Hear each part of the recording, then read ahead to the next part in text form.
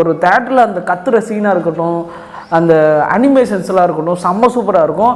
கிளைமேக்ஸில் ஒரு ஆப்ஜெக்ட் வரும், ஹீரோ வந்து ஒரு ஆப்ஜெக்ட் ஒரு ஒரு ஒரு ஒரு பெரிய வினோத விலங்குவோட ஃபைட் பண்ணுவார். அதை பார்க்கும்போது கொஞ்சம் நம்பிக்கை இல்லாத மாதிரி, இது ஏன் இப்போ இது வந்துச்சு, மற்றதெல்லாம் ஓகே தான், ஃபேண்டசி ஸ்டோரி தான், பட் இது கொஞ்சம் ஓவர் ஃபேண்டசியாக இருக்கே அப்படின்ற மாதிரி ஃபீல் ஆகும். பட் ஓகே தான், அதை கொஞ்சம் கம்மி பண்ணியிருக்கலாமோ அப்படின்ற மாதிரி எனக்கு தோணுச்சு. பட் படம் பார்க்கும்போது உண்மையிலே செம்ம சூப்பராக இருந்தது. நிறைய இடத்துல கூஸ் பம்ப்ஸு, என்னடா அது ஒரு மாதிரி எனக்கே ஏதோ ஒரு பயங்கர வைப்பாக இருந்தது படம் ஃபுல்லாக. பட் படம் முடிச்சுட்டு வெளில வரும்போது தலைவலி தாங்கவே முடியல, ஒத்த தலைவலி வந்தோடனே தூங்கிட்டேன்.